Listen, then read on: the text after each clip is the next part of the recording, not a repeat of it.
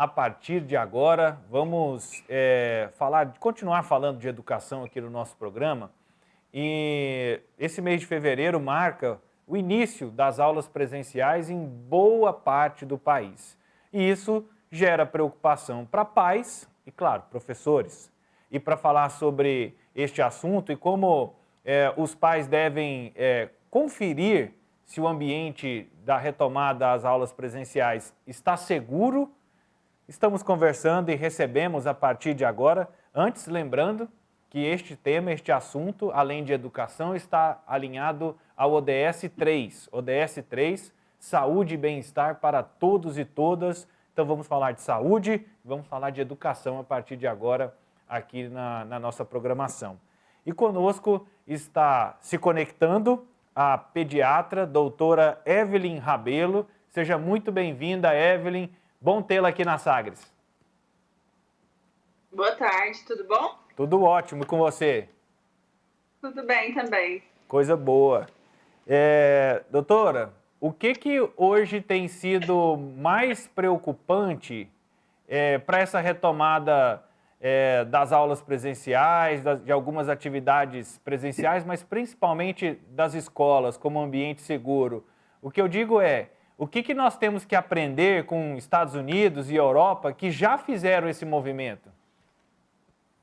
Sim, a maior parte dos estudos que foram feitos até agora mostraram que as crianças não são boas transmissoras do vírus. Então, não tem um motivo assim, para que as escolas continuem fechadas nesse momento, principalmente se depender da educação infantil. As crianças menores, as menores de 6 anos principalmente, elas não são boas transmissoras do vírus. Então, não teria problema para retomar as aulas, né? Até porque no último ano nós conseguimos perceber assim, que as crianças foram muito afetadas por essa alteração que nós tivemos.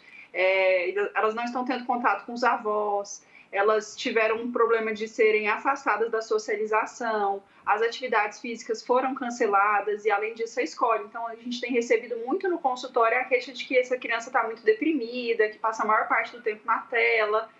E a parte da desigualdade social também, que foi muito crescente nesse período, porque as crianças que não têm condição de ter em casa uma professora particular, que os pais estimularam algumas outras formas de convívio social, elas foram afetadas em todo o critério. Não tem computador em casa, não tem internet em casa para ter acesso às aulas, às vezes não consegue imprimir as tarefas. A alimentação, que era grande parte de responsabilidade da escola, também ficou muito deficitária. Doutor, o que eu posso entender como as crianças não são boas transmissoras do vírus?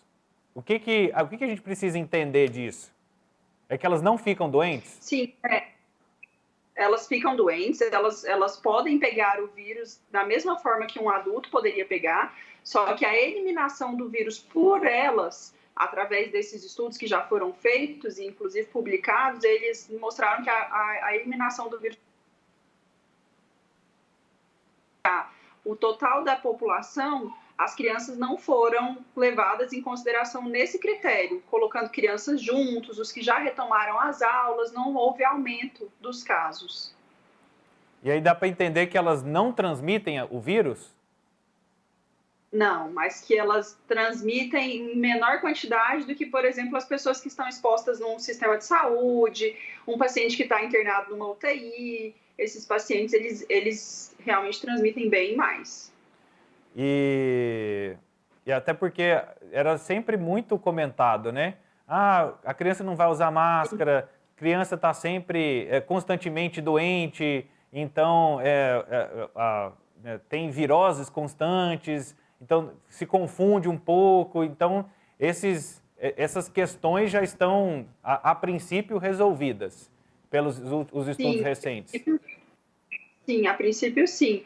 Não houve um aumento expressivo nas escolas dessas crianças que ficaram doentes com o Covid-19. Elas voltaram a ter as doenças que elas já tinham antes, que seria o rinovírus, influenza, rotavírus, as doenças intestinais e de sistema respiratório alto. Doutora, eu vi um material que você listou, uma sequência de cuidados que os pais devem observar no início assim, para poder escolher e para poder entender se o ambiente está seguro ou não, se aquela escola atende ou não os protocolos. Inclusive, se você procurar pelo próprio Ministério da Saúde, existe um protocolo desde julho do ano passado para que possam ser feitas essas considerações e esses cuidados. Um dos primeiros itens que você cita é que as crianças doentes não devem frequentar a escola presencial. Como é que eu vou identificar isso? Porque, como eu disse na anterior, resfria muito fácil, o sistema imunológico ali está trabalhando intensamente para buscar montar as defesas. Qual é o cuidado, então, com relação a esse primeiro item? Sim, nós temos muito que diferenciar nesse momento as crianças que têm quadros crônicos, por exemplo, criança que tem uma rinite, que tem uma asma e que já faz um tratamento, mas que nessa época do ano, pela umidade, pelos fatores climáticos mesmo, elas vão ter piora, das crianças que estão com quadro agudo. Uma criança que começou tosse sem outros sinais anteriores de uma rinite, como prurido nasal, coceira no nariz, espirros frequentes. Então, a criança que começou tosse, que apresenta febre, que está com diarreia e que não é comum dela apresentar esses sintomas anteriores a isso. E aí, sim, essas crianças elas devem ser afastadas até que passe pelo período de fazer o exame, que seria entre 3 e 5 dias, e seja afastada a hipótese de estarem contaminadas pelo Covid-19. O mesmo vale para os familiares que estiverem com sintomas semelhantes aos que apresentam na doença. Então, se, por exemplo, o pai ou a mãe está com diarreia e não é uma coisa comum, não foi nada relacionado com alimentação, a criança não deveria ser mandada para a escola nesse período. Num segundo item, e aí eu adorei esse segundo item, porque vai demonstrar uma empatia muito grande dos pais com os próprios colaboradores, né, da escola. É saber que protocolos a escola tem tomado com as pessoas de grupo de risco, se elas continuaram trabalhando ou não. Essa abordagem ela é muito importante pelo aspecto das crianças não serem não transmitirem tanto as doenças, o vírus, mas ao mesmo tempo elas podem colocar em risco esses funcionários que são do grupo de risco. Sim, que são mais suscetíveis a desenvolverem doença grave, né? Então, esses funcionários que são mais suscetíveis a desenvolverem a doença grave, como pacientes que são idosos, que são portadores de doença crônica, esses colaboradores da escola, eles deveriam ser afastados nesse período para que faça remotamente o trabalho. Então, isso é uma coisa que sempre a gente precisa se atentar mesmo, porque apesar de as crianças serem, como a gente disse, não é uma boa transmissora, para uma pessoa que é imunodeprimida é igual a gente colocar uma pessoa gripada junto com uma pessoa saudável, uma pessoa gripada junto com uma pessoa que é imunodeficiente, por exemplo, um paciente de AIDS. Fica muito complicado, né? E aí, pelo menos, a gente vai medir o nível de empatia que a escola tem de cuidado desses protocolos, pelo menos como é que ela está observando com a própria equipe de trabalho, né? Um outro item, e aí, pela visão jornalística, eu já tenho a minha resposta, mas achei curioso, pelo olhar da saúde, você propor que pais e escola consumam fontes confiáveis sobre o Covid. Como é que você propõe isso para os pais buscarem? Eu acredito que tem que ser fontes mais amplas, né? Por exemplo, a Organização Mundial da Saúde, estudos que sejam envolvendo uma quantidade maior de pessoas e que já estejam publicados em revistas que sejam cientificamente aprovadas, e não confiar nas redes sociais totalmente e já sair divulgando informação do Rincon Letor ali. Não confie, não compartilhe tudo que você vê nas redes sociais. Justamente. Outro item é a questão de condições de higienização. Como é que a gente identifica se a escola oferece essas condições de higienização adequada dos ambientes, dos espaços? Aí, até falando novamente nessa parte das doenças crônicas, algumas crianças pioram quando elas entram em contato com ambientes que estão contaminados com poeira, ácaro, mofo. Então, a gente consegue perceber até pela própria criança. Uma criança que estava bem controlada desses quadros, que não vinha com espirros, que não estava com coriza, que não estava tossindo muito, que não tinha coceira no nariz, e passa aí para a escola e começa a apresentar isso de novo, você já pensa, nossa, tem alguma coisa ali que está errado. Às vezes o ar-condicionado está sem trocar o filtro.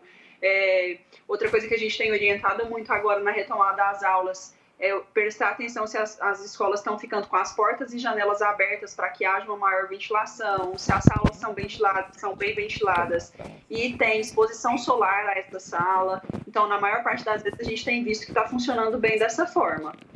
E esse era um ponto com relação aos ambientes, né? Existem várias escolas que optaram fechar e ar-condicionado, fechar e ar-condicionado. Então, assim, não tem um ambiente de acesso à luz do sol, não é um ambiente arejado.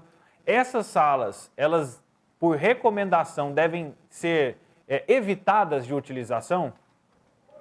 Sim, a gente fala, não evitadas, mas estimular as atividades que podem ser realizadas em ambientes externos, porque ali você não consegue aglomerar muitas crianças, elas conseguem ficar mais separadas e a ventilação é muito maior. Então, por exemplo, as aulas de educação física, de canto, onde a criança precisa expirar uma quantidade maior de ar, ela é melhor que ela seja feita em ambientes que sejam mais abertos.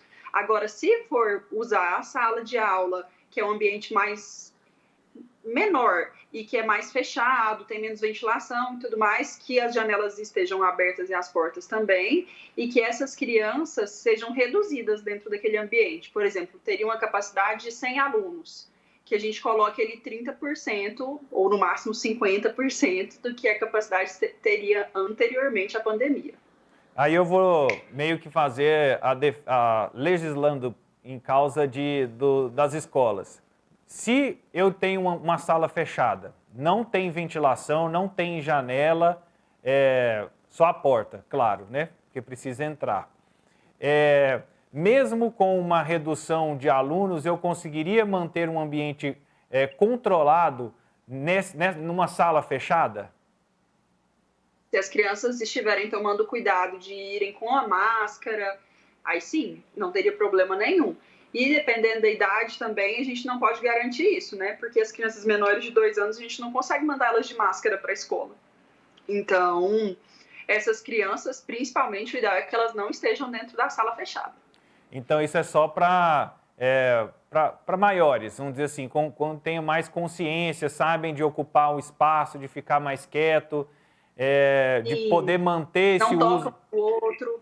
De não tocar, no momento que tem o álcool em gel, a escola consegue, sei lá, para uma aula de um oitavo ano, 9º ano, conseguiria transformar um ambiente seguro, com quantidade de alunos reduzidos. Cada cidade adota uma estratégia de 30%, 40%, 50%, mas mesmo tendo com a quantidade de alunos reduzida, é possível manter a segurança mesmo em locais fechados. Sim, meu filho mesmo, vou dar esse exemplo. Ele voltou para a escola esse ano, tem 4 anos, e eles sempre tiveram muito contato com material, assim, Lego, coisas para eles construírem, né? Viver o lúdico ali dentro da sala, massinha. Então, o que a escola fez para evitar a contaminação desse grupo? Eles começaram a separar. Então, tem o Lego que é dele, tem a massinha que é dele, que nenhuma outra criança vai entrar em contato com ela. Então, eles não ficam trocando. E antigamente, as mesinhas eram colocadas todas juntas, para que eles ficassem juntos, como se eles fossem divididos em subgrupos dentro dessas mesinhas. Eles falam que são circuitos. Uhum. Então, as crianças passariam por vários circuitos. E agora eles dividiram nesses mesmos circuitos, mas sem unificar as mesinhas, fica cada um na sua mesinha e cada um com o seu material. E estamos conversando com a doutora Evelyn Rabelo, né, aqui no nosso Sagres em Tom Maior, falando sobre os protocolos de segurança para que os pais tenham consciência, possam cobrar das escolas esses protocolos e possam também se acalmar diante dessa retomada. Uso de máscara. Já disse que de 2 anos até 2 anos é muito difícil que eles mantenham o uso de máscara. Após isso, que trabalho deve ser feito ou que trabalho você utilizou em casa para convencer seu filho a utilizar a máscara na escola? Sim, meu filho especialmente, ele é muito metódico, então a gente falou, se não for assim, você não vai poder ter contato com o vovô e com a vovó. Aí pronto, a máscara é intocável, ninguém tira ela dele. Então, a gente precisa pensar que até a Organização Mundial da Saúde recomendou isso, que as crianças menores de 5 anos e que não têm maturidade para o uso da máscara, que toda hora coloca a mãozinha na máscara, que tira a máscara toda hora e coloca de novo, às vezes coloca a máscara num lugar sujo, ou então que fica comendo a máscara, depois você vai olhar, ela já está toda suja, babada, ali a contaminação é muito maior do que se ele estiver sem a máscara. Então é melhor que essa criança vá sem a máscara. Agora, as que consegue, você consegue explicar, que ela consegue entender, sempre orientar a retirada da máscara pelas orelhas, não ficar pegando na máscara, não ficar puxando ela para baixo. Então, sempre tirar da orelhinha, se for, por exemplo, comer, tira, depois coloca novamente pela orelha, sem pegar no centro da máscara.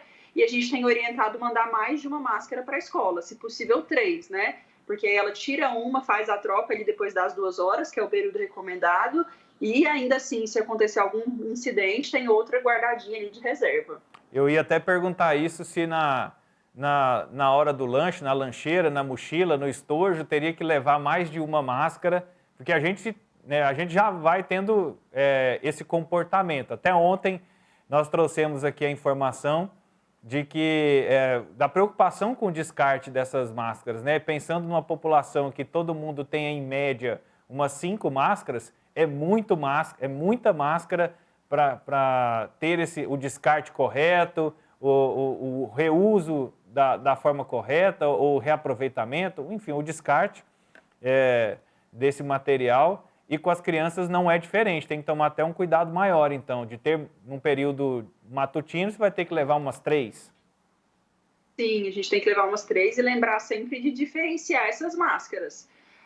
Por exemplo, a maioria das escolas tem pedido que as máscaras sejam bordadas, que tenha escrito o nome da criança, para que não haja confusão, o coleguinha não pega a máscara do outro e coloque, mas independente disso, vai acontecer. Em algum momento vai ter uma troca de máscara.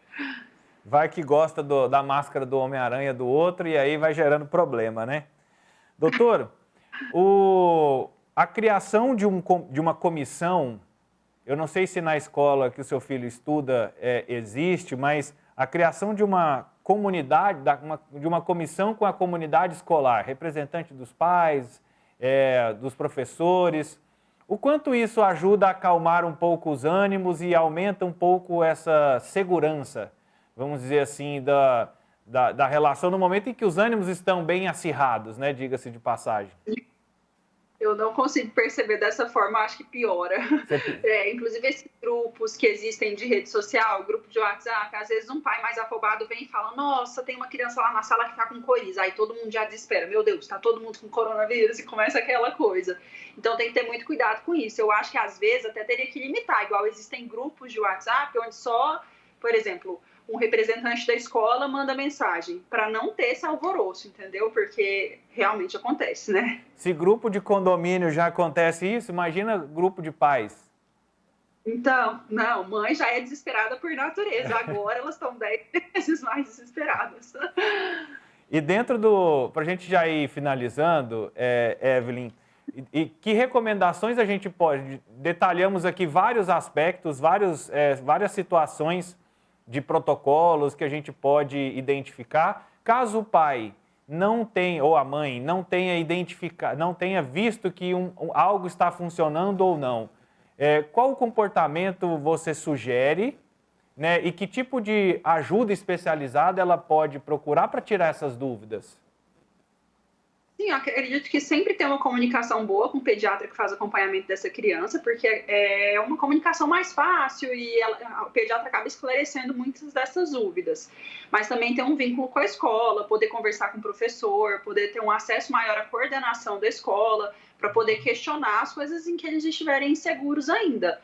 Outra coisa que a gente tem que estimular sempre é a questão da vacinação, que as crianças elas têm que ir para a escola com o calendário vacinal completo, porque agora, você vai pegar uma criança saudável e vai colocar num ambiente mais hostil, sem que ela tenha toda a imunidade, que a gente fala muito em, vamos aumentar a imunidade. A forma de aumentar a imunidade de uma criança é ter o calendário vacinal completo.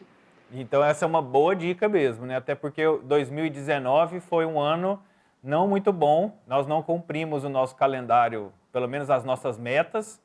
Em 2020, Sim. fatalmente não, por causa da própria pandemia, a dificuldade de os serviços retomarem, né, com o processo presencial. Ainda não inventaram um tipo de vacinação por Wi-Fi, por Bluetooth ou por à distância, né, doutor? Mas quem sabe? E a gente... Sim. Pode falar. Fica até mais difícil, porque a campanha de agora ela é uma campanha muito prolongada, né? A gente até está questionando isso, assim, por que está sendo tão prolongado? E aí isso acaba atrapalhando as outras vacinações, né? Às vezes o posto de saúde fica restrito para vacinação do coronavírus. E aí as crianças que teriam que ter o calendário bonitinho, que até 6 meses tem vacina todo mês, acaba atrasando muito. Doutora Evelyn, muito obrigado pela sua disponibilidade, pelos esclarecimentos e tenha uma ótima quinta-feira. Para vocês também. Tchau, tchau. Conversamos com a doutora Evelyn Rabelo, ela que é pediatra, tirando algumas dúvidas, listando, né, algumas das dificuldades, ou pelo menos, melhor dizendo, listando alguns dos protocolos que os pais precisam estar atentos na hora da retomada das aulas presenciais por parte dos filhos. Então, são várias dicas, a gente vai colocar no sagresonline.com.br para que você possa anotar e fazer o checklist ali, tirar as dúvidas com a direção da escola, com a ajuda especializada, para que você possa fazer a retomada das aulas presenciais com segurança para o seu filho e com segurança emocional para você também nesse momento.